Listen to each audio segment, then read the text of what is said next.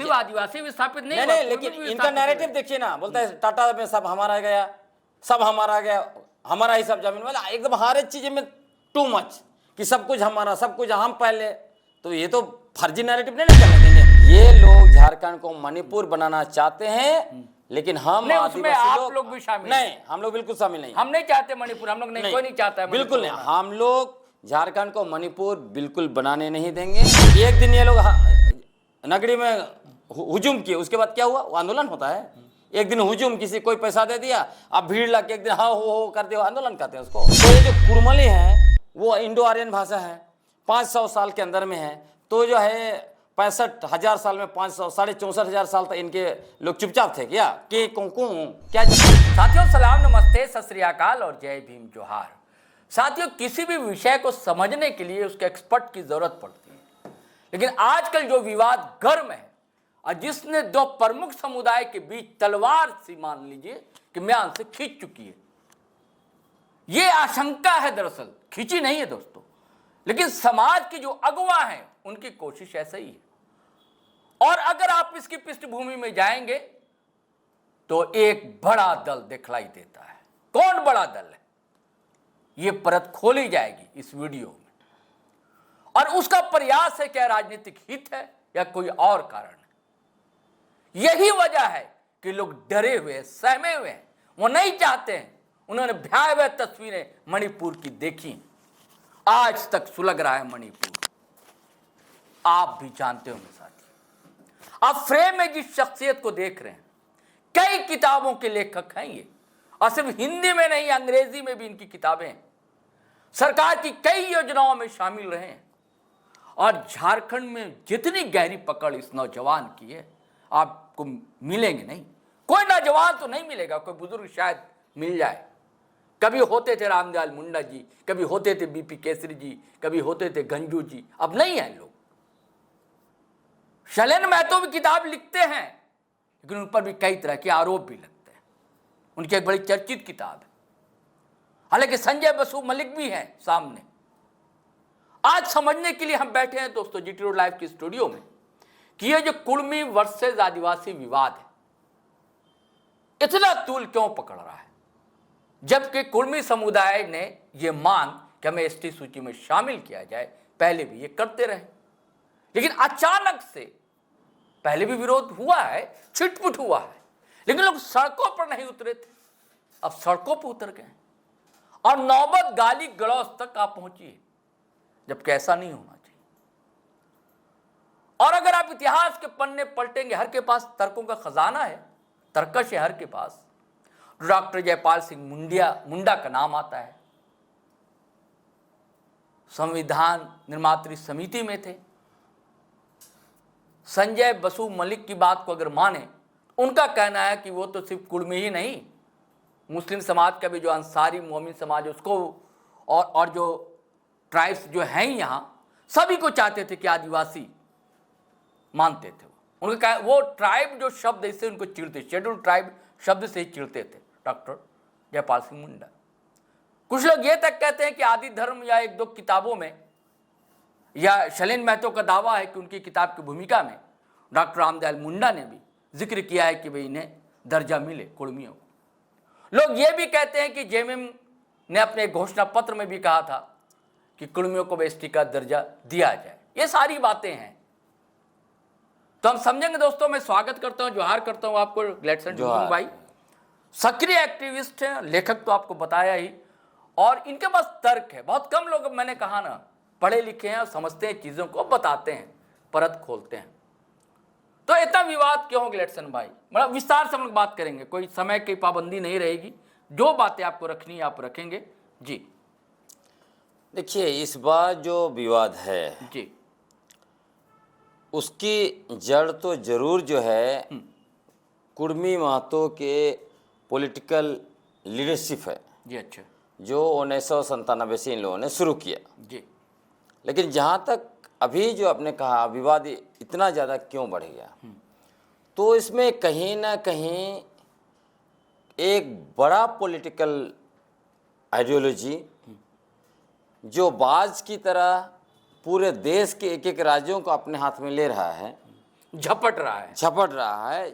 24 में झारखंड को अपना पंजा में, अपना कब्जा में नहीं ले पाया, और निश्चित रूप से राज की सत्ता को कब्जा करने के बाद वो ताकत सीधा जंगलों की ओर मुड़ता है, और वहाँ जो भी खनिज संपदा है, चाहे कोयला है, आयरन ओर है, बॉक्साइट है, सब चीज़ को निकाल के ले जा रहा है।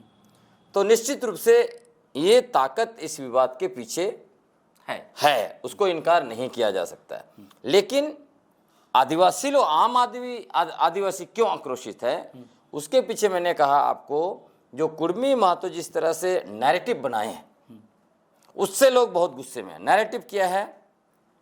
एक नैरेटिव तो ये कि हम छोटा नागपुर के सबसे पुराने बसिंदे हैं, 70,000 साल पर है, अफ्रीका से निकले और 65,000 साल पर यहाँ पहुंचे। तो कोई नहीं मान सकता। और भी राढ़ सभ्यता हमारा है, हर चीज को अपना बता के यहाँ के जो प्रथम बसिंदे जो रहे हैं, उनके वंशज हम लोग हैं, उनको ये लोग कहने लगे ये लोग सिर्फ सरकारी आदिवासी है, बाकी असली आदिवासी तो हम लोग हैं।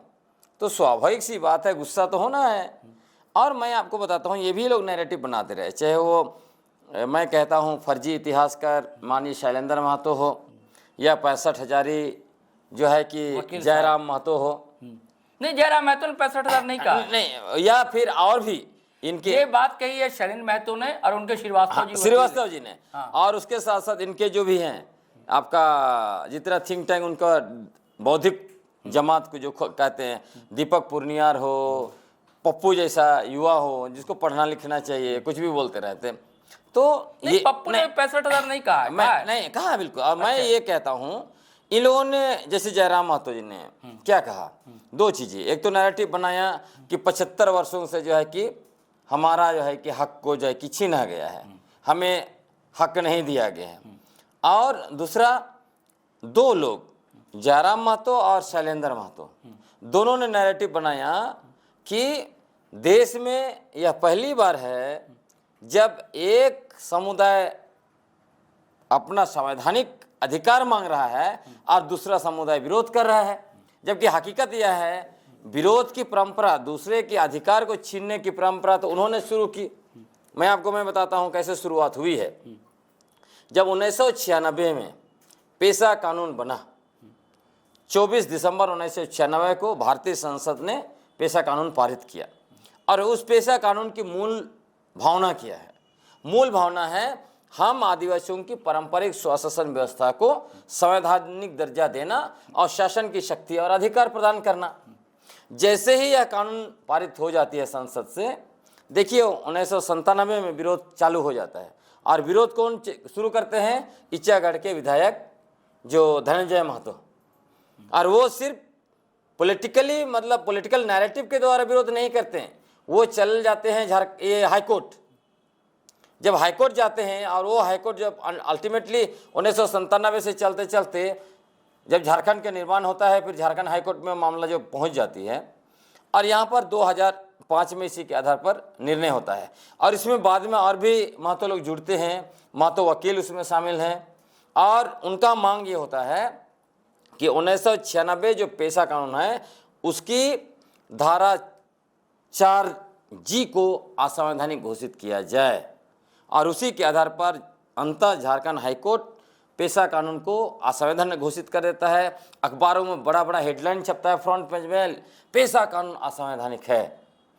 तब यह केस जब सुप्रीम कोर्ट जाता है, और इनका आधार क्या था? आधार यही था कि आदिवासी लोग, कई एक ऐसे पंचायत है जहां 50% भी नहीं है। झारखंड के 112 ब्लॉक जो अनुसूचित क्षेत्र में हैं, उसमें उनकी जनसंख्या 50% भी नहीं है, इसलिए ये असंवैधानिक है, संविधान 14 का उल्लंघन है, संविधान का अनुच्छेद 14 का उल्लंघन है।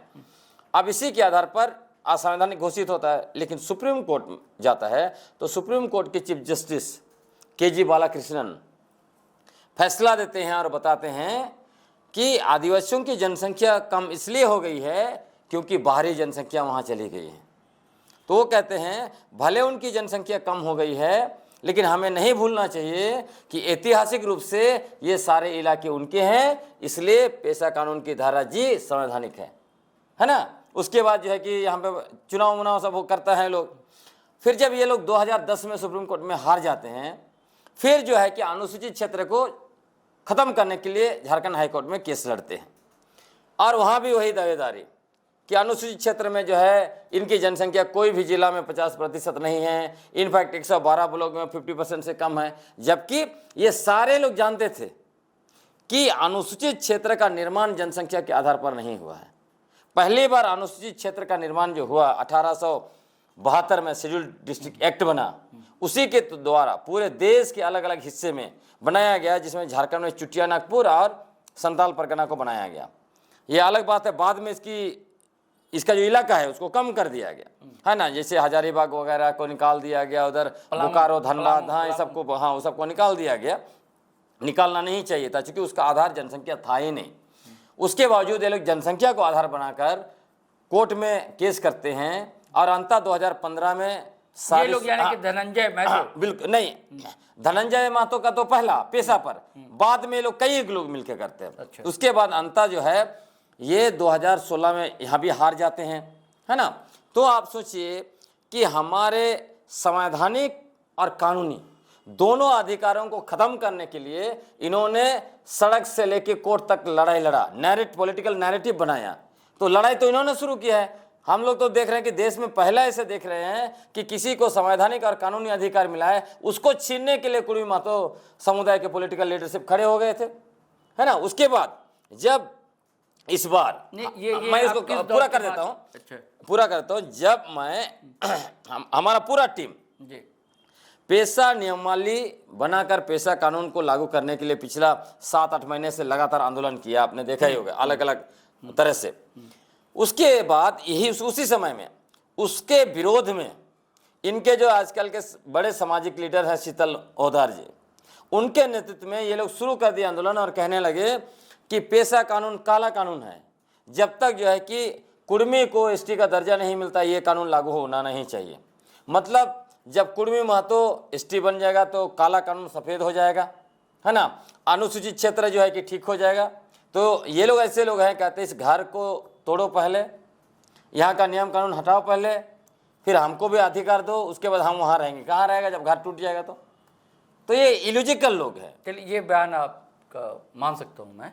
मेरा कहने के खिलाफ है जयराम महतो, नहीं, या सुदेश महतो पेशा के खिलाफ हैं? नहीं, आप बयान है दोनों का। हाँ, मैं ये कह रहा हूँ, ये लोग जो कहते हैं जी 75 साल से हमारे साथ अन्याय हुआ है, तो जब 75 साल से इनके साथ अन्याय हो रहा था, तो फिर इनके सबसे बड़े लीडर विनोद बाबू कभी नहीं आवाज उठाए। आप बता दीजिए कोई एक दस्तावेज। इस पर जयराम कहते हैं हाँ, कि भाई जब झारखंड की लड़ाई थी, ये बड़ी लड़ाई थी, वो जरूरी था पहले। तो ये भी उनको पूछ लीजिए जी कि झारखंड मूवमेंट सबसे पहले आदिवासियों ने शुरू किया। सबसे पहले बार स्मारक पत्र जो दिया गया साइमन कमीशन को, है ना। उसके बाद जयपाल सिंह मुंडा आए। जयपाल सिंह मुंडा ने 30, 40 और 50 के दशक में झारखंड अलग राज्य आंदोलन को उफान पर ले गया। वो झारखंड आंदोलन के प्रणेता हैं विनोद बिहारी बाबू। 1952 का जो पहला जनरल इलेक्शन था उसमें लड़े। कहाँ उन्होंने झारखंड मूवमेंट को सपोर्ट किया? वो कब झारखंड मूवमेंट में आए? जब झारखंड पार्टी का निर्माण जो उन लोगों ने मिलकर किया 1972 में। तब तक देखिए कितना साल झारखंड मूवमेंट का हो चुका था। झारखंड मूवमेंट का पहला फेज विनोद बिहारी महतो कहीं नहीं, जबकि वो उस समय खुद चुनाव लड़े, मतलब वो थे उस सीपीआई से। हाँ, उसके बाद झारखंड का सेकंड फेज सीपीआई से तो गुरुजी भी लड़े थे। नहीं, वो तो ठीक है, लेकिन मैं देखिए ये झारखंड आंदोलन में जब आपने कहा तो मैं कह रहा हूँ झारखंड का सेकंड फेज जिसका नेतृत्व बागुन सुमराय और एनी होरो किए, वहाँ भी वो नहीं आते हैं। क्यों नहीं आते हैं भाई? तो ये जयराम महतो जी का लॉजिक सेट ही नहीं होता है। तो जब वो अपने तरीके से चुनाव लड़े, एमएलए का चुनाव लड़े, एमपी का चुनाव लड़े, एमपी बने भी, एमएलए नहीं बने, तब तक तो उन्होंने कभी भी ये कुर्मी को एसटी बनाने का कोई आवाज ही नहीं उठाया। लेकिन दूसरे लोगों ने उसके बाद आप मैं बताता हूँ, दूसरे लोगों ने तो उठाया नहीं, लेकिन आपने जो कहा, जो जयराम महतो का जो तर्क था उसके लिए मैं जवाब दे रहा हूँ। दूसरी बात यह है, इनके रिसेंट पास्ट में आप देखेंगे तो बड़ा चेहरा कौन थे?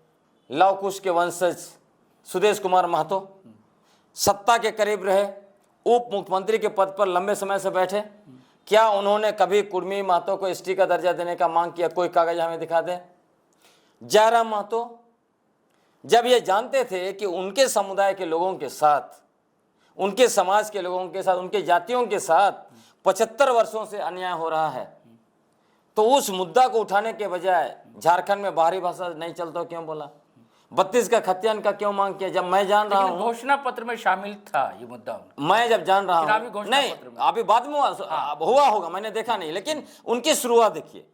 उन्होंने कभी भी कुर्मी महतो को एसटी का दर्जा देने का कोई मांग नहीं किया। उन सब आंदोलन स्थानीय हत्या के लिए नहीं, लड़े, हाँ, भाषा के लिए वही लड़े, तो मैं कह रहा हूँ, वही मैं कह रहा खतियान के लिए लड़े। हूँ। मैं आपको बता रहा हूँ, यह मैं खड़िया समुदाय से आता हूँ। जब मैं जान रहा हूँ मेरा समुदाय के साथ 75 वर्षों से अन्याय हो रहा है, मैं अपना समुदाय का मुद्दा लेकर उठूंगा या मैं पूरा झारखंड का लेकिन मुद्दा आप लेकर भी तो उठूंगा? नहीं उठते हैं। कौन? आपके खड़िया समुदाय में भी या पूरा आदिवासी जो अलग अलग हो हैं, उरांव हैं, संथाल हैं, ये देखने में दिखता है कि जो प्रिमिटिव ट्राइब है वो लोग आगे नहीं है, ठीक है ना। असुर हैं, पहाड़िया हैं, और आप ही के समाज में खड़िया समुदाय में भी कुछ ही है जो थोड़ा तरक्की कर सके। बिल्कुल, देखिए, लेकिन आप नहीं उस मुद्दा को उठाते हैं। बिल्कुल उठाते हैं। अच्छा। आप पूछ लीजिए केंद्रीय मंत्री जयराम रमेश जी से। अच्छा, हम लोगों ने जब थे वो मंत्री। हाँ, हम लोगों ने खड़िया भाषा को जो है उसको 8वीं अनुसूची में डालने के लिए जी स्मारक पत्र दिया, लिख के दिया, उनसे बातें हुई। तो हर चीज मीडिया में नहीं आ रही, इसका मतलब थोड़ी है कि हम लोग नहीं उठा रहे हैं, लगातार उठा रहे हैं, हर एक चीज को उठा रहे हैं। तो ऐसे वो लोग कहीं से मुझे घेर नहीं सकते। हाँ, तो मैं वही कह रहा था आपको, जो अभी देखिए ये लोग क्यों उठा रहे हैं, है ना। पहले तो कोई नहीं उठाया, अभी अचानक से ये सारे लोग उसी में कूद गए। क्यों कूद गए? तो कूदने का मूल कारण यह है कि 2024 के चुनाव में माननीय सुदेश कुमार महतो जी का सूर्यास्त होते होते बचा, मतलब पार्टी का अपना तो सूर्यास्त हो गया, पर पार्टी का अच्छा, आप एक वीडियो उनका बड़ा वायरल करवाए हैं आप, कौन? लौ कुशवाहा। हाँ, मैंने कहा ना, आ रहा हूं मैं। नहीं, उसको सुनवा देते हैं। अच्छा, ठीक है, वो आप सुनवाइए। हाँ। तो मैं कह रहा हूं, ये सुदेश महतो जी 2023 में लव कुश के वंशज थे। 2024 में मैंने कहा इनका सूर्यास्त होते होते बचा, तो 25 में ये आदिवासी के बेटा हो रहे हैं। ये कब का क्लिप है? ये कब की? 2023 का। उसके बाद मैं आपको बताता हूं, इसी तरह माननीय जयराम महतो जी का, ये सोच रहे थे कि इनका सूर्योदय बम्फर होगा, लेकिन बादल आ गया सामने, तो बहुत मुश्किल से सूर्योदय हो पाया। तब इनको लगा, चूंकि ये दोनों महारथी जो आए थे, सपना तो बहुत पाल के आए थे कि झारखंड के बड़े नेता बनेंगे, झारखंडी पार्टी होगी उनकी पार्टियां, लेकिन हुआ कुछ और। तब इनको लगा कि आप 2024 का लिटमस टेस्ट में ये भी भाई साहब फेल हो गए, तो अंत इनको लगा फेल नहीं मानिए, फेल ही हो गया ना। देखिए भाजपा एनडीए को चोट पहुंचाई। आप बताइए, कई जगह जो और एक विधायक पहली बार जीतना, जो व्यक्ति 71 सीट में जीतेगा वो एक लेके आएगा, तो फेल नहीं बनेगा तो क्या मानेंगे आप उसको? नई पार्टी है, जो भी हो, नई पार्टी से आप इतनी नई पार्टी है तो आप 5 सीट में लड़िए ना। नहीं, वो तो वोट ऑफ परसेंटेज बढ़ाना रहता है ना इलेक्शन भाई। उसके बाद तभी रजिस्ट्रेशन होता है। उसके बाद आप देखिए क्या हुआ, 2 सीट में, अच्छा ठीक है उनको छोड़िए, वो 2 सीट में खड़े हुए, दोनों सीट तो जीतना था ना। इसी से आप समझ लीजिए उनका अपने गढ़ से हार गए, उनका करिश्मा कैसे हार गए, हाँ, गढ़ से उनका करिश्मा क्या कहाँ था। जिस तरह से देखिए राहुल गांधी 2 सीट से लड़े, दोनों में जीते, एक को छोड़ना पड़ा, ये होता है करिश्मा, है ना। तो अच्छा, कहीं आपको ताकत राहुल गांधी और कांग्रेस से तो नहीं मिल रही है? नहीं, वो तो बिल्कुल भी नहीं, उस पर हम लोग बात करेंगे, लेकिन इसको मैं खत्म कर लेता हूँ। तो मैं कह रहा हूँ कि इनको अब लग रहा है कि अगर बचना है 29 में, तो अपने आप को महतो के लिए, महतो पूरा समुदाय में सिमट जाओ। तो एकदम यू टर्न लेके ये दोनों ने अपने आप को महतो पार्टी और महतो नेता घोषित कर दिया। बल्कि मैं इसको सुइसाइडल कहूँगा कि दोनों का अप्रोच पूरा सुइसाइडल अप्रोच है। तो ये लोग अंत अपना अस्तित्व बचाने के लिए पूरा जो है कुर्मी महतो जाति के लोगों को जो है कि नफरत का आग में जो है कि झोंक दिया। नहीं, आपका कहना है नफरत की आग में झोंक दिया। बिल्कुल। लेकिन ये अच्छी बात है ना कि कोई अगर नेता अगर अपने समाज की बात करता है तो अच्छी बात है। अपना समाज अगर हक अधिकार से वंचित है, उसकी मांग करता है तो अच्छी बात है, हर समाज को करना चाहिए। अगर अंसारी समाज है उसका कोई लीडर सामने आए करे, आदिवासी समाज है उसका भी लीडर सामने आए, करना ही चाहिए। आपने कहा ना कि आपने खड़िया को लेकर आपने किया था, आपने क्यों किया? आपने दूसरे के लिए तो नहीं किया, आपने उर्दू के लिए नहीं किया, आपने हो के लिए नहीं किया, आपने खड़िया के लिए किया, अपने समाज के लिए किया। तो हर समाज को करना चाहिए, लेकिन वो समाज तो सामने आ रहा है ग्लेडसन भाई।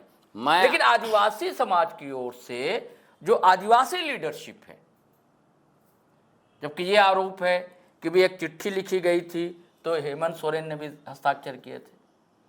कांग्रेस के अध्यक्ष हैं केशव महतो, वो मिसाल देते हैं 1901 से लेकर 21 तक की जनगणना में ट्राइब थे कुर्मी। केशव महतो ये कहते हैं कि शिबू सोरेन गुरु जी ने भी चिट्ठी लिखी थी सरकार को कि कुर्मी का दर्जा, कुर्मियों को एसटी का दर्जा दिया जाए। ये सारी चीज़ें तो सामने आ रही हैं, लेकिन अभी आप जैसे युवा लोग तो आ रहे हैं सामने, विरोध कर रहे हैं कि हम नहीं देने देंगे, एकदम फरिया लेंगे टाइप का मामला चल रहा है। लेकिन आपको जो लीडरशिप है वो तो कहीं दिखलाई नहीं देता, जबकि कुलीन समुदाय का दिखलाई देता है। आपने जयराम का जिक्र किया, सुदेश महतो का जिक्र किया, शैलेंद्र महतो का जिक्र किया। अच्छा, भाजपा से भी 2 MLA आए, रोशन लाल चौधरी सामने आए रेल टेका में, और वो नगेंद्र महतो। आपकी लीडरशिप खामोश क्यों है? देखिए, एक सवाल आपने छोड़ा, उसको मैं पहले जवाब दे देता हूँ। हर व्यक्ति, चाहे वो एक्टिविस्ट है, पॉलिटिकल लीडर्स है, बुद्धिजीवी है, सारे लोग आंदोलनकारी हैं, वो अपने अपने समुदाय की बात जरूर करते हैं, बिल्कुल करना भी चाहिए। हम लोग, जैसे मैं खड़िया समुदाय का बात करता हूँ और वाइडर पायन आदिवासी समुदाय की बात करता हूँ।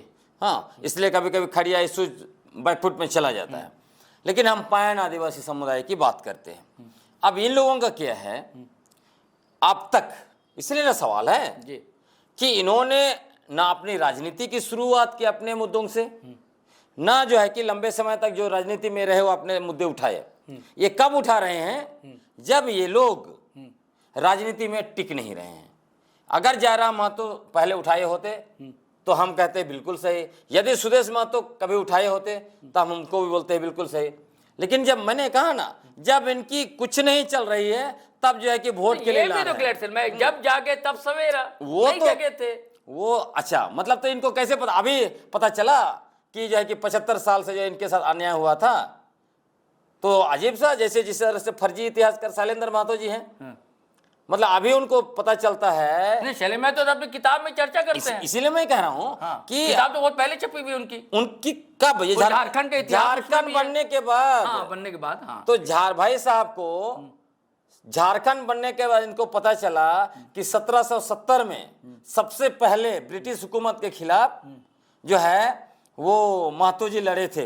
लेकिन ये तो आप भी किसी बातचीत में मानते कि नहीं ये ट्राइब में थे कभी? नहीं, आप सुन लीजिए पहले। क्या तो आप बोलते हैं ओरिजिनल, क्या बोलते हैं? नहीं, आप सुन लीजिए पहले कि इनको, आप सोचिए, इनके सबसे बड़े नेता विनोद बाबू, ठीक है, बिल्कुल पढ़े लिखे थे, लॉयर थे।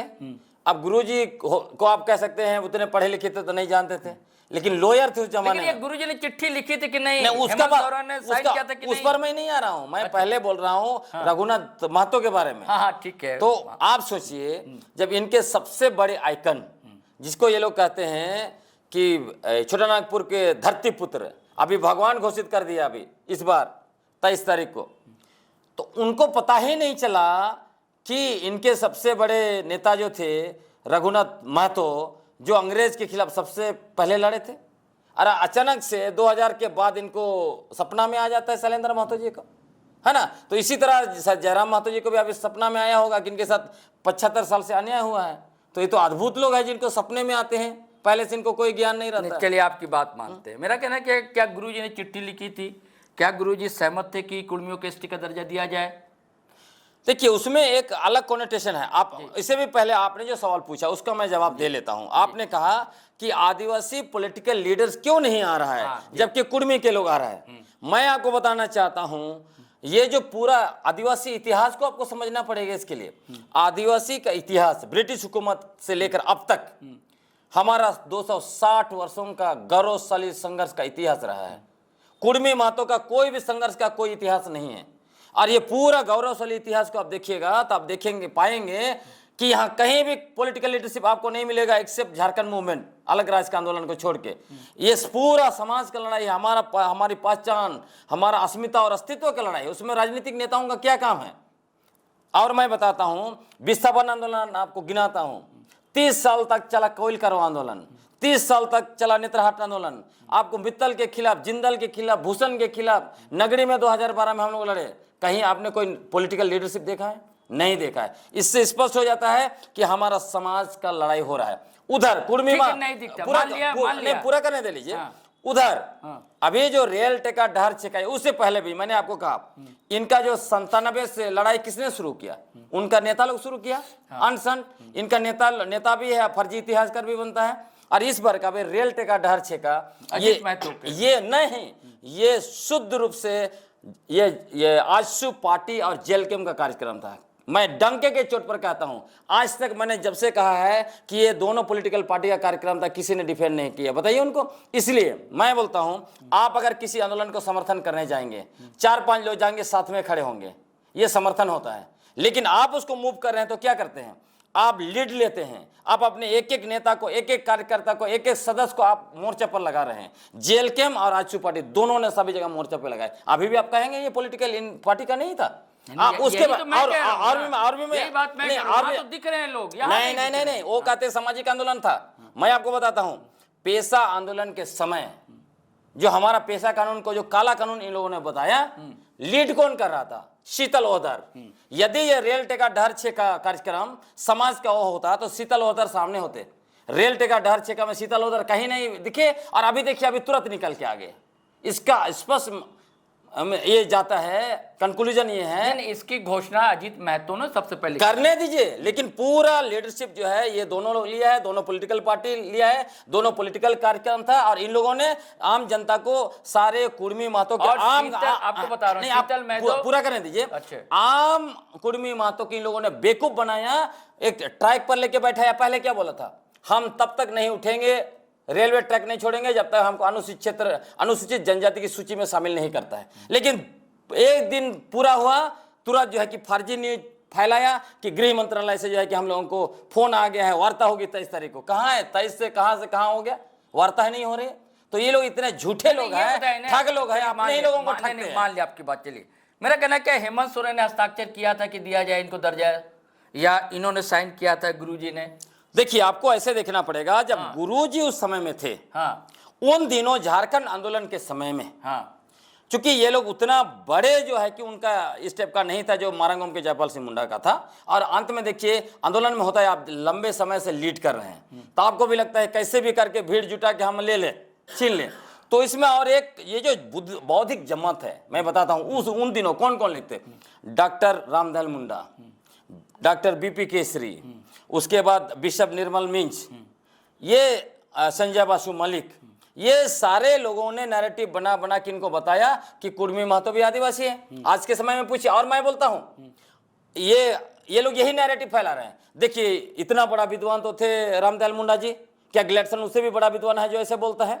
लेकिन मैं बताता हूं आपको, सवाल तो नहीं, मैं इसलिए मैं बता रहा हूं, रामदयाल मुंडा इतने बड़े विद्वान थे, लेकिन टीएससी में गैर आदिवासियों को घुसा रहे थे। 2010 में उनके अपनी समझ होगी, उनके खिलाफ अल्बर्ट का चौक में पुतला दहन करने वाला मैं हूं और मेरा ग्रुप के लोग, हम लोगों ने पुतला दहन किया उनका। उसके बाद जो है कि उस निर्णय को वापस लिए। उनका पुतला दहन करने की जरूरत क्यों पड़ी? इसका मतलब अर्थ ही है कि वो गलत डिसीजन भी लेते थे। अगर वो सही डिसीजन लिए होते तो हम लोग का पुतला दहन करने के बावजूद उन लोगों को टीएससी में रखते। जब संजय बासु मलिक तो कहते हैं जयपाल सिंह मुंडा सबको आदिवासी चाहते थे बनाना, वो तो कहने के लिए सबको ही कहेगा, अच्छा है ना? पॉलिटिकल उनका भी तो तर्क था ना, जयपाल सिंह मुंडा के पास भी तो तर्क, पॉलिटिकल नैरेटिव होगा ना भाई। लेकिन आप तो दिखाइए ना आपको कागज कलम भी तो, हम लोग अगर आज आर्गुमेंट कर रहे हैं तो एक एक गुरुजी का तो आप मान रहे हैं भाई, गुरुजी की बात तो आप मान रहे हैं। हाँ, नहीं, वो लिखे थे जरूर, लेकिन मैंने कहा पॉलिटिकल नैरेटिव उसी तरह है। वो नहीं, वो ये नहीं, होरो जो है उन्होंने लिखा था, बाबू सुमराय ने लिखा था, उसी तरह मैं तो मैंने कहा ना, जब बौद्धिक जमात पॉलिटिकल नैरेटिव बनाता है, आज आप जाइए ना, जो कागज कलम के साथ सारे चीजों, तथ्य के साथ हम लोग सारी चीजों को निकाल दिए।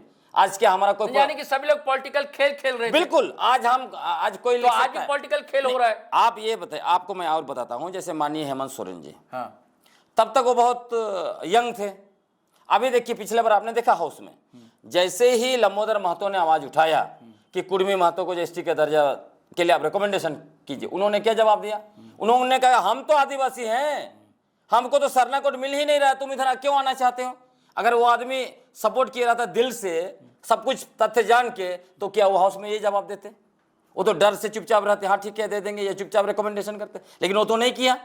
इसलिए इतिहास में देखिए, हर आदमी से, आपसे भी गलती हुई होगी, बहुत लोगों से गलती होता है, किसी को सुन के किसी को बड़ा आदमी मानते हैं तो कर देते हैं, लेकिन जब हम लोग तथ्य को जानते हैं, दस्तावेज देखते हैं, तब चीजों को फिर हम लोग आगे कैसे जाते हैं। चल ये बात मान लिया आपको, लेकिन देखिए, अच्छा हाँ, केशव महतो कह रहे हैं, बताइए कांग्रेस के अध्यक्ष हैं। केशव महतो तो और भी ब्लंडर बात कर रहे हैं, कह रहे हैं कि 1911 में, 1921 में, 1901 में ये में था। केशव महतो जी को तो ABCD भी नहीं पता है, इसलिए मैं कह रहा हूं, मैं आपको बता रहा हूं कि इनके नेता विद्युत चरण महतो प्राइवेट बिल लेके आए थे लोकसभा में 2016 में। शैलेंद्र महतो जी बहुत बड़ा चिट्ठी पत्र पूरा दुनिया जहान का लगा के जो है, वो माननीय रघुवर दास जी जो तत्कालीन मुख्यमंत्री थे उनको चिट्ठी लिखा था। उसके बाद लंबोदर महतो जी आवाज उठाई यहाँ पर विधानसभा में, वो भी सभी जगह आप देखेंगे, सारे दस्तावेज को देखेंगे, कहीं भी वो जिक्र नहीं करते हैं कि कहीं भी कोई सेंसस में इनको आदिवासी का दर्जा दिया गया था। ये केशव महतो जी को फिर से सपना में आ गया क्या? कहां से ये भाई साहब लेके आ गए? अर्जुन मुंडा भी तो बोले मैं थे ना। अर्जुन मुंडा को भी पता नहीं, मैं आपको बताता हूं, मेरे पास सारे सेंसस है जो आपने कहा 1901 से लेकर 1931 का। आप बुलाइए ना, कौन बोलता है? आपने ही किसी से टॉक में कहा है, देखिए मैं वो शब्द क्या बोलते हैं उसके, ओरिजिनल या एबोरिजिनल? हाँ ओरिजिनल, तो वो तो थे ना वो पहले। बिल्कुल नहीं। अच्छा, कहाँ, वही तो मैं कह रहा हूँ, ये लोग यही दावा करते हैं, पहले तो दावा कर रहे थे हम सेंसस में थे, और सबसे ज्यादा वो 31 का सेंसस दिखा रहे थे, 1931 का। इनका सबसे बड़ा बुद्धिजीवी खुद को मानता है दीपक पुर्नियर। तब मैंने देखा कि सेंसस में सचमुच में ऐसे लिखा है क्या? मैंने निकाला डिस्क्रिप्टिव सेंसस और जो है कि इंपीरियल डेटा, इंपीरियल सेंसस दोनों निकाला, तब वहां तो अलग ही लिखा हुआ है। मैं देख के मेरा माथा खराब हो गया, दंग ना गया मैं।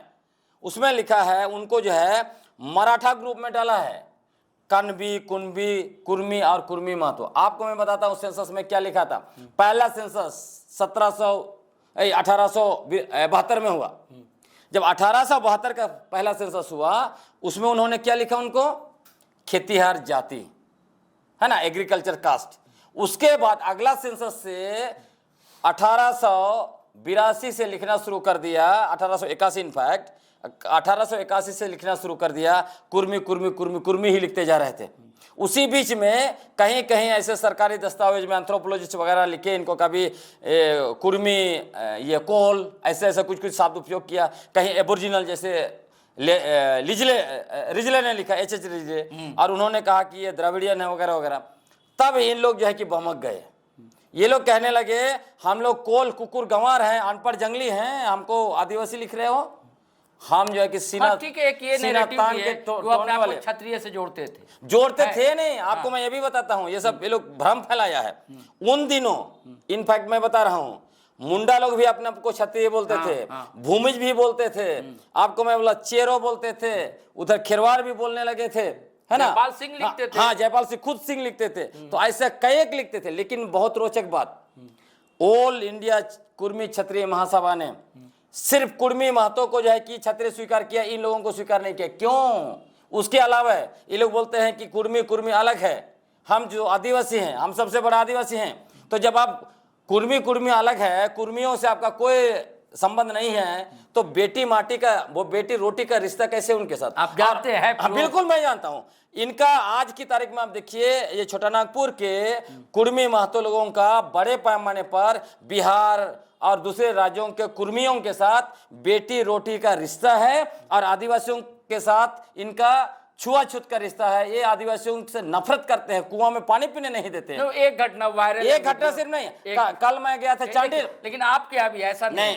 देखिए, आदिवासी समाज में आप भी सुन लीजिए, कुछ ना कुछ ये पुरुष की मानसिकता है। वो ठीक है, वो हर कोई सोचता है कि मैं सुपीरियर हूं। वो ठीक है। लेकिन मैं कल भी आपको सिंहभूम गया था, चांडिल में पूरा भूमिज लोग बता रहे थे, बोल रहे थे कि हमारे साथ जो है कि ये कुर्मी मतलब बहुत जो है कि हीन भावना का व्यवहार करता है, हम लोग को हीन समझता है। तो ये सच्चाई है, इसको आप नकार नहीं सकते। तो अच्छा ये बताइए, चलिए इसका आप लोग बड़ा विरोध कर रहे हैं, लेकिन 10 जो जातियां हैं अर्जुन मुंडा ने शामिल किया एसटी में, तब विरोध नहीं हुआ इतना? उसको आपको देखना पड़ेगा ना, सच्चाई नहीं देखते हैं ना आप। जैसे भोक्ता नहीं, जैसे भोक्ता बिहार में दलित है, एससी है, यहाँ भी एसटी थे, अब एसटी हो गए। आप इनका भी देखिए, अर्जुन मुंडा जी का खुद जाति देखिए ना। हाँ हाँ, वो भी नहीं, तमड़िया उसको मुंडा का ही, तमाड़िया का मुंडा का हिसाब उप माना गया है, हाँ। उप ग्रुप। आप पढ़िए ब्रिटिश लोगों का दस्तावेज, आप पढ़िए, उसमें थे वो। एकदम है। तो भोक्ता भी थे। मैं आपको दिखा दूंगा, भोक्ता भी थे। आप जितना लिस्ट है सबको निकालिए, हम सबको दिखाऊंगा। भोक्ता भी थे। नहीं, मैं तो कहा मैं दिखाऊंगा। तो पहले एससी में क्यों थे भोक्ता, फिर एसटी में आ गए? जो बनाया वो तो जाने हैं। आपको मैं बता रहा हूँ, इसी तरह मुसहर अच्छा, बिहार में एसी में है ना। एससी में, हाँ। मुसहर प्योरली इधर गुमला तरफ से गए हैं, है ना। और वो आज ये हो गया है कि वो चूंकि जाति व्यवस्था में इतना ज्यादा यहाँ एसटी में है क्या मुसर? कौन? मुसर यहाँ एसटी में है क्या? नहीं एसटी में नहीं है, ये है ही नहीं यहाँ पर। यहाँ तो बिहार में हाँ, है, बिहार में चले गए SC हैं। में है। अच्छा, जैसे उरांव भी तो रोहतासगढ़ से आए। रोहतासगढ़ से आए, बिल्कुल आए, हाँ। बिल्कुल है। तो उसमें दिक्कत क्या है? उसमें कोई दिक्कत नहीं, नहीं। आप जैसे कहते कि कुर्मी भी यहाँ के नहीं है, बाहर से आए। तो यहाँ तो बाहर से सब आए, लेकिन सबसे पहले कौन आया? मामला तो ये है ना। आप दूसरे के जैसे देखिए, जैसे बात उसकी है कि भाई एसटी का दर्जा दिया जाए या नहीं दिया जाए, ना स्टूडियो में तय होगा, ना ये सड़क पर तय होना। इसे कौन तय करता है? सरकार तय करती है। तो ये जो सारे दस्तावेज आप लोग दिखाते हैं, ये तो आप लोग को सरकार से मिलना चाहिए। हाँ बिल्कुल मिलेंगे भाई, क्यों नहीं मिलेंगे। तो अब तक तो कोई मिला नहीं है, मुझे लगता है, मेरी जानकारी में। अभी हम लोग बना रहे हैं ना, चूंकि अच्छा। देखिए आपको बताता हूँ, जब आपने सरकार की बात उठाई, हाँ। इन लोग गए थे ना। जैसे इन लोगों का तर्क है कि भाई हमने आंदोलन इसलिए वापस लिया गया कि गृह मंत्रालय से तर्क नहीं, अभी और शीतल ने कहा, शीला उदेदार ने भी कहा है, कल परसों हमने वीडियो चलाया भी है, कि वो साफ साफ कहते हैं कि हम जो आपका जितनी सीटें विधानसभा की, जितनी सीटें लोकसभा की, उन नियोजन से हमको कोई लेना देना नहीं है। ये सरकार से हम कहना चाहते हैं कि हम उसका अधिकार छीनना नहीं चाहते। अब वो सरकार हमें किस कैटेगरी में एडजस्ट करें, उनका कहना कि जैसे एसटी, जैसे ओबीसी 1-2 होता है, एसटी 1-2 कर दिया तो जाए। आप उनसे पूछिए ना, शीतल हौसदार जी से। आप जब इतना ज्यादा बढ़िया दिल है आपका, आपने 1997 में क्यों मांग किया पेशा कानून को खत्म करने का? अभी पेशा कानून को आप काला कानून क्यों बोलते हो? क्यों उसको लागू करने नहीं दे रहे हैं? क्यों बोल रहे हैं कि हमको एसटी बनाओ तभी लागू करने देंगे? क्यों आपने अनुसूचित को खत्म करने की मांग की? बस अभी जो बैकफुट पे चले गए हैं तो दिल में प्रेम दिख रहा है, झूठा प्रेम हम लोग नहीं चाहिए। ये झूठा प्रेम है, बिल्कुल। और मैं रणनीति है। मैं आपको मैं हाँ बिल्कुल आप मैं बता रहा हूँ, जब हमने कहा सरकार, ये लोग सरकार के पास गए थे, है ना, सभी लोगों ने साइन किया, आपने कहा सरकार के पास भेजा गया, टीआरआई का रिपोर्ट, झारखंड सरकार ने रिकमेंडेशन भेजा भारत सरकार को, टीआरआई का रिपोर्ट भेजा गया, रिपोर्ट को पढ़ के भारत सरकार ने खारिज किया। ये लोग क्या बोलते हैं? हम लोग जाके टीआरआई वालों को पटक पटक कर मारेंगे। नहीं, ऐसी भाषा तो है नहीं तो बोली। वही मैं कह रहा हूं, इसका मतलब यह है कि आप संवैधानिक संस्थानों को नहीं मानते हैं, आप सरकारों को नहीं मानते। इनके लोग क्या बोल रहे हैं? हेमंत सोरेन जो है माननीय झारखंड के मुख्यमंत्री, कहते हैं उनको जिंदा जला देंगे। ये क्या भाषा है? मारेंगे, पीटेंगे, आदिवासी फाड़ेंगे। समुदाय से भी कहा गया कि हम उनको ऐसा कर देंगे तो जयराम को चीर देंगे। वो बहुत बाद में कहा गया, पहले उन्होंने शुरू किया। और इधर से भी कहा गया, उसको भी मैं कंडेम करता हूं। बिल्कुल इस स्टेप का नहीं होना चाहिए। आप बौद्धिक के स्तर पर आइए, बिल्कुल सच्चाई के साथ आइए। मैं बोल रहा हूं ना, ये लोग नैरेटिव फैला रहे थे कि सेंसस में हम थे। कोई सेंसस में आप थे भाई? कोई सेंसस में आप नहीं थे। अपने फर्जी चीजें उड़ाई, उसके तय सरकार ने करेगी गिलेटसन जी। भाई हमारे पास कागज है ना। आप अगर बोलेंगे हमको मेरा नाम वहां है, जैसे तो मान लीजिए ये लोग कोर्ट जाता है, मान लीजिए सुप्रीम कोर्ट चला जाए, मान लीजिए जा सकता है ना भाई, रिट दायर कर सकता है ना सुप्रीम कोर्ट बिल्कुल में। और मान लीजिए एक्सेप्ट कर लिया है रिट, फिर आपको जरूरत है आप जाइए, आप एक्सेप्ट कर ले। आपको मैं बता रहा हूं, उसको भी आपको शायद आपको जानकारी नहीं है। ये पश्चिम बंगाल वाला, पश्चिम बंगाल में सुप्रीम कोर्ट ने 2000 में ही फैसला ऑलरेडी दे दिया है। उन्होंने कहा है कि सरकार और कोर्ट कोई भी जाति समुदाय को अनुसूचित जनजाति में शामिल करने का अधिकार नहीं है उसके पास। और मैं उसको भी उदाहरण भी बता रहा हूँ, मेथी और कुकी। देखिए कोर्ट का जो आप सुन लीजिए, ये विधायिका ये सदन में बदला जा सकता है। नहीं वो बदला जा सकता है, लेकिन आप सुन लीजिए, मैं आपने कोर्ट बोला इसलिए बोल रहे हैं, आपको मैं बता रहा हूँ, बदल गया हाई कोर्ट नहीं आप सुन लीजिए। जैसे ही मणिपुर हाईकोर्ट 2023 में मणिपुर हाईकोर्ट ने मैती को एसटी का दर्जा देने के लिए राज्य सरकार को आदेश दे दिया। वहां दंगा इतना हुआ। उसके बाद सुप्रीम कोर्ट ने क्या कहा, हाई कोर्ट को लताड़ा। उन्होंने कहा कि आपके अधिकार क्षेत्र में यह नहीं है। उसके बाद 2024 में हाई कोर्ट ने अपना फैसला को ही बदला, वापस लेना पड़ा। ठीक है, मैं तो मान लिया आपकी बात। आप जो है मामला कहाँ अटकता है? मामला अटकता है सरकार के पास, संसद। हाँ, अनुच्छेद 342 आप देखेंगे 1 और 2 सबक्लॉज 1 और 2 देखिए, उसमें अधिकार दिया है महामहिम राष्ट्रपति को। उसको क्या अधिकार दिया है? कोई भी समुदाय को अनुसूचित जनजाति की सूची में डाल सकती है। उसका 342(2) में अधिकार दिया है संसद को। भारतीय संसद कोई भी जाति समुदाय को पूर्ण या आधा अनुसूचित जनजाति की सूची में डाल भी सकता है, निकाल भी सकता है। ये उनके पास अधिकार है, सिंपल सी बात। लेकिन वो बेस को किस पर होगा?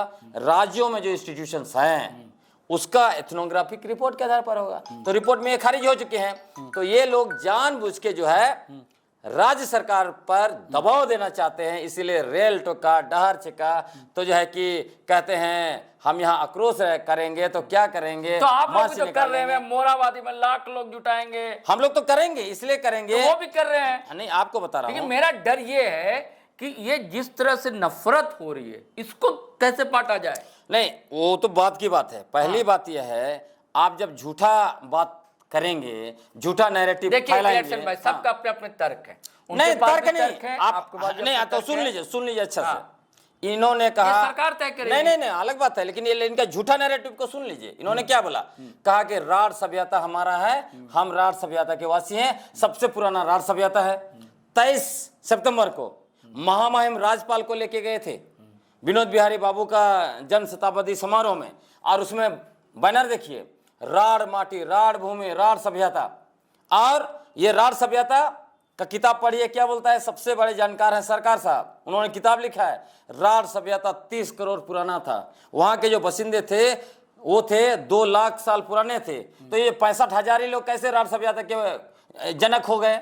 दूसरी बात, ये कहते हैं हम सबसे पुराने हैं, जो कि हम 65,000 साल पहले यहाँ पे छोटानागपुर में आए थे। तो हम आप जब बहुत सवाल पूछ रहे, आप सवाल पूछिए ना कि 65,000 साल पहले आए थे। नहीं, वो तो कोई नहीं मानता। नहीं, आओ सुन लीजिए। ये लोग कह रहे हैं कि डीएनए हमारा है, इसलिए मैं कह रहा हूँ। तो ये कह रहे हैं हम 65,000 साल पहले आए थे। एक खेतीहर है, 10,000 साल के अंदर में खेती आया, तो 55,000 साल तक इनके पुरखे कैसे जिंदा थे? क्या पत्थर खाते थे ये लोग? चुपचाप थे। उसके बाद आप देखिए, और लोग जो जिंदा थे ना, नहीं थे। और ये गलत बात है आपका। नहीं, ये जो कह रहे कैसे जिंदा थे? नहीं, दुनिया तो बसी नहीं, थी ना। आप सुन लीजिए। ये कहते हैं ये खेतीहर थे, ये शिकारी नहीं थे। ये कहते हैं हम लोग को बोलता है तुम लोग चिड़ी मार था, हमारे पुरखे तो चिड़िया मार मार के जिंदा रहे। और उसके बाद ये कहते हैं आप कोड़ कोड़ के आप लोग कांदा लोग सब जंगली चीज खाते थे। ये तो नहीं खाते, सब लोग है ना भाई, तो सब लोग तो खेती से आते हैं, तो इनके पुरखे कैसे जिंदा थे? तो सवाल आएगा। दूसरी बात, भाषा। एक कहते हैं हम ओंगे के साथ आए थे, तब चले जाइए अंडमान, ओंगे की जनसंख्या 124 है, 134। आज भी उनकी भाषा जिंदा है। वहाँ पे सेंटिनल हैं, उनकी भाषा जिंदा है। जरवा मुश्किल से जो है 400 के आसपास है, उनकी भाषा जिंदा है। सेंटिनल की भाषा जिंदा है। इनकी भाषा कहाँ चली गई? तो ये जो कुड़मली या आजकल कुड़मली बोलते हैं, तो ये जो कुड़मली है वो इंडो आर्यन भाषा है, 500 साल के अंदर में है। तो जो है 65,000 साल में 500, 64,500 साल तक इनके लोग चुपचाप थे क्या? कि क्या चल रहा था? मतलब कुछ भी नैरेटिव तो हम लोग स्वीकार नहीं करेंगे ना, कहेंगे हम सबसे पुराने आदि। आज सच्चाई क्या है, कहाँ से आए थे बता दो आपको। आप पढ़ लीजिए, सबसे बड़ा रैली हुआ है महाराष्ट्र से। नहीं, सबसे ज्यादा बड़ा रैली हुआ है ये पुरुलिया में। कल पुरुलिया का गजेटियर पढ़िए ना, 1985 का, क्या लिखा हुआ है? वो लिखा हुआ है ये लोग कुर्मी ही हैं, अलग नहीं हैं। जब इन्होंने खेती को एडॉप्ट किया तो अपने आप को मूल जाति से अलग कर लिया, ये लिखा हुआ है। उसके अलावा कुर्मवंशियों का इतिहास भारत का, वो भी पढ़िए, उसमें सब कुछ लिखा हुआ। विनोद बिहारी महतो से लेके इनके जो भी शहीद हैं सारे लोगों के बारे में लिखा हुआ है ना, निर्मल महतो और दूसरे लोगों के बारे में। उसमें क्या लिखता है? उसमें स्पष्ट लिखा है, और वो भी कोई लेखक अपने से नहीं लिखा है। इधर से ये लोग कहते हैं कि ये जो छोटानागपुर हमारा है, प्लेटू में हम रहते थे, यहाँ के जो लोग गए थे ऑल इंडिया क्षत्रिय कुर्मी महासभा में, वहां पे टेस्टिमनी दिया। वो बोले, वही बता रहे हैं कि 17वीं शताब्दी में हम यहाँ आए, मुगल लोग हम लोग को मार पीट के भगाया और उस टाइम में बचने के लिए आए और संताल के घर में घुसे, इसलिए जो है कि संताल लोग हम लोग को भाई मानता है। और उसके बारे में रिजले भी बोला, संताल लोग उनको छोटा भाई मानता है, इसलिए बोलते हैं ये महातो माझी भाई भाई, है ना। वहां पर उसके बाद बिहार का ये आपका सिंहभूम गजेटियर 1910 का पढ़िए, बिहार से आए हैं क्या करने थे, छोटा छोटा व्यापार करने। उसके बाद कह रहे हैं व्यापार करके पैसे जमा किया, जमीन खरीदा और हाथुमुंडा बन गए। एक आखिरी 150 गांव में आज हाथुमुंडा कब्जा करके रखा है। ग्लैडसन तो भाई, नहीं, इसको पूरा करने दीजिए 2 मिनट, एक मिनट में। तो ये लोग आए वहां अलग अलग टाइम में लड़ने के लिए आए। मुर्शिदाबाद में जो अटैक हुआ था ना, तो उस मुर्शिदाबाद चढ़ाई में ये लोग सेना के रूप में आए, इधर पूरा फैल गए, उसके बारे में भी वहां पे लिखा हुआ है। और मैं आपको बताना चाहता हूं, भूमिजों का गांव को कब्जा किया, मुंडाओं का गांव को कब्जा किया, हो को गांव को कब्जा किया। आज क्या बोलते हैं, हमने इतना गांव बसाया। आज सारा कुछ ब्रिटिश एंथ्रोपोलॉजिस्ट से लेकर हिस्टोरियन, सारे लोगों का दस्तावेज, सरकारी दस्तावेज है, गजेटियर है, सेंसस है, निकाल नहीं सकते हैं। सीधी सी बात, देखिए आदिवासी समाज जो है इसलिए डरा हुआ है कि हमारा आरक्षण छिन जाएगा, ये मूल बात है। नहीं, डरा हुआ का बात नहीं है। नहीं, आरक्षण छिन जाएगा, यही है। नहीं, हमारी जो सीटें हैं उसमें दखल हो जाएगी। और हमारा जो अब तक आदिवासी मुख्यमंत्री बनता आया है, भले एक अपवाद बने रघुवर दास जो बाहर के भी थे छत्तीसगढ़ के, तो ऐसा ना हो, ये एक डर है। देखिए मुख्य कारण ये है बॉस, कारण तो जरूर है, लेकिन उसके साथ एक और जुड़ा हुआ सवाल है। जब आर्थिक रूप से कमजोर फॉरवर्ड लोगों को आरक्षण की व्यवस्था सरकार कर सकती है, तो क्या सरकार कुर्मियों को क्या व्यवस्था नहीं करेगी? करे ना भाई, हम लोग तो कह रहे हैं वो ओबीसी तो है। जब कर दे तब ना विरोध कीजिए, अभी तो कुछ हुआ ही नहीं नहीं है। तो वो विरोध क्यों कर रहे हैं? विरोध इसलिए कर रहे हैं, बोले हम सबसे बड़े आदिवासी, ये लोग सरकारी आदिवासी है, मतलब हम लोग को ही नकली घोषित करने में लगा हुआ है और खुद बोलते हैं हम असली। तो आप स्वीकार करिएगा। क्या हो रहा है ग्लैडसन जी, तनाव पड़ रहा समाज में। कल मैं तो पढ़े लिखे लोगों का दायित्व होना चाहिए आप कि बोलिए, इसको कम किया जाए। मैं बोलूं झारखंड में नैरेटिव पहला हूं कि हम असली मुसलमान हैं और जितने लोग आए हैं ये लोग नकली मुसलमान है। स्वीकार करेंगे मुसलमान समाज, मुस्लिम समाज नहीं ना करेगा भाई। तो वही हो रहा है ना, हम लोग क्यों स्वीकार करेंगे? तो वही बात हो रहा है। ये सब आरक्षण सबका मामला नहीं, लेकिन अच्छा। ये लोग जो असली बात तो वो है जरूर। आपको मैं कहता हूं आरक्षण का मामला नहीं है। मैं कह रहा हूं कि जब 150 गांव को कब्जा कर लिया, सिर्फ ये जो है कि सिंहभूम में, वो भी जो है कि की जमीनें नहीं गई, विस्थापित नहीं हुए, कुर्मी हुए होंगे, लेकिन मैं कह रहा हूं होंगे क्या हुए वो भी। आप सुनिए, तो आप सोच लीजिए, आदिवासी विस्थापित नहीं, नहीं, लेकिन इनका नैरेटिव देखिए ना, बोलता है टाटा में सब हमारा गया, सब हमारा गया, हमारा ही सब जमीन, मतलब एकदम हर एक चीज में टू मच कि सब कुछ हमारा, सब कुछ हम पहले। तो ये तो फर्जी नैरेटिव नहीं चलने देंगे। और मैंने ये कहा आपको, जिस तरह से गांव गांव में घुसकर हाथुमुंडा को का पद कब्जा कर लिया, ये लोग चाहते हैं मुखिया से मुख्यमंत्री तक का पद कुर्मी महतो रहे। और मैं बोलता हूं, आपने कहा वो सही बात है, इनको दर्द इसी बात का है कि छत्तीसगढ़ का आदमी यहाँ आके मुख्यमंत्री बन जा रहा है, लेकिन हमारा आदमी नहीं बन रहा है। इसीलिए ये लोग जानबूझ के हाथुमुंडा से लेके आपका मुखिया और मुखिया से लेकर मुख्यमंत्री का पद पर कब्जा करने के लिए पूरे झारखंड के कुर्मी और आदिवासियों को ये लोग नफरत की आग में झोंक रहे हैं। और इसके लिए जिम्मेवार अभी उसको मैं ये कहूंगा कि इसमें आग जो है, आग जलाने का काम, नफरत का आग अगर किसी ने जलाया है तो वो धनंजय महतो और फर्जी इतिहासकार शैलेंद्र महतो जी। और उसमें जो है कि आग में घी डालने का काम इनके फर्जी वकील भी कर रहे हैं, और सुदेश महतो और जो है कि जयराम महतो कर रहे हैं लगातार। और ये लोग साथ में साथ युवाओं के हाथ में माचिस और पेट्रोल भी दे रहे हैं।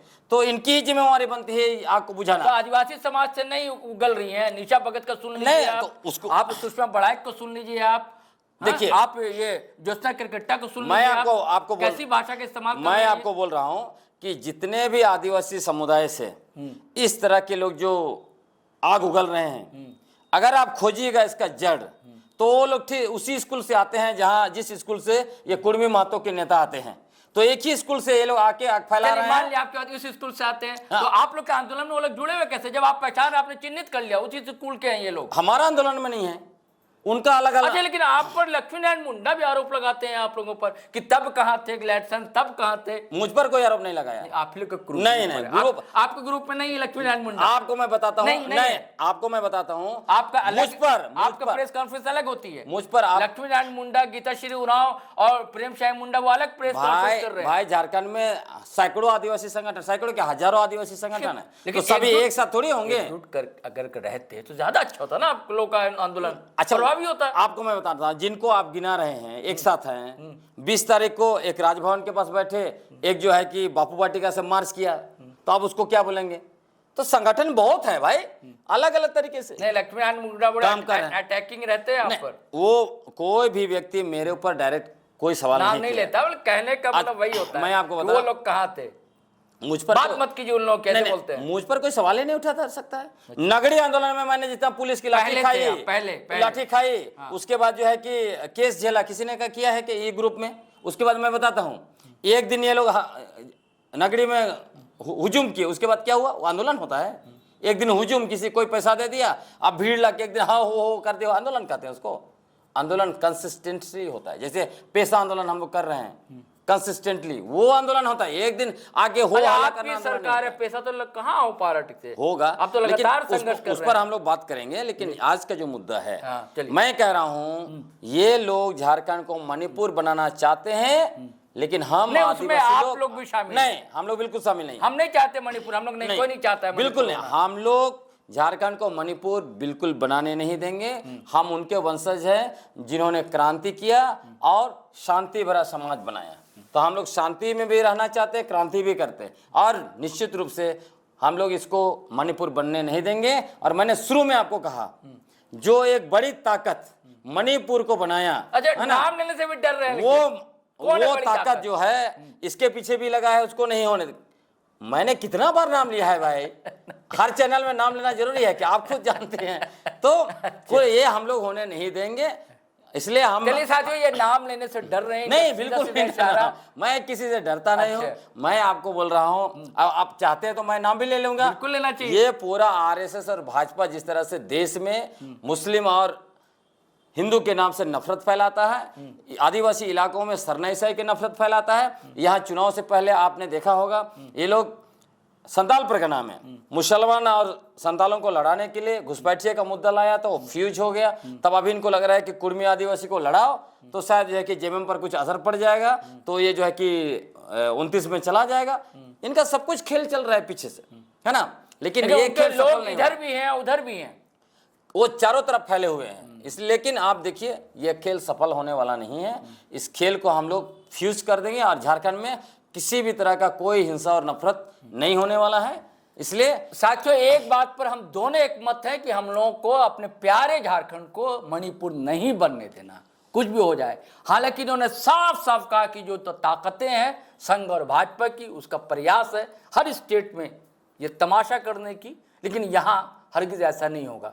अब जो अधिकार की बात है वो सरकार के हाथ में है, लेकिन हर के पास तर्क है, हर के पास दलील है, हर के पास दस्तावेज है। गैलेक्सन जी तो इस मामले में एक्सपर्ट माने जाते हैं, इन्होंने भी अपनी समूची दलील रखी है दोस्तों, और इनका शुक्रिया, आपका आभार, धन्यवाद। और चलिए साथियों, उसके साथ हम लोगों को दोनों को आज्ञा दीजिए, इजाज़त दीजिए। लेकिन जाने से पहले आपसे गुजारिश है कि अगर आपने हमारा चैनल सब्सक्राइब नहीं किया तो कर लीजिए, और कमेंट करते हैं आप, धड़ाधड़ करते हैं, लेकिन भाषा की मर्यादा बार बार मैं कहता हूँ बनी रहनी चाहिए, ताकि आप जब कुछ लिखते हैं दोस्तों, सारी दुनिया देखती है, उससे सिर्फ आपका नाम बदनाम नहीं होता, अपने झारखंड का भी नाम बदनाम होता है। तो चलिए, वीडियो धड़ाधड़ शेयर कीजिए, लाइक कीजिए, कमेंट कीजिए, आज्ञा दीजिए, इजाज़त दीजिए। जय हिंद, जय भारत।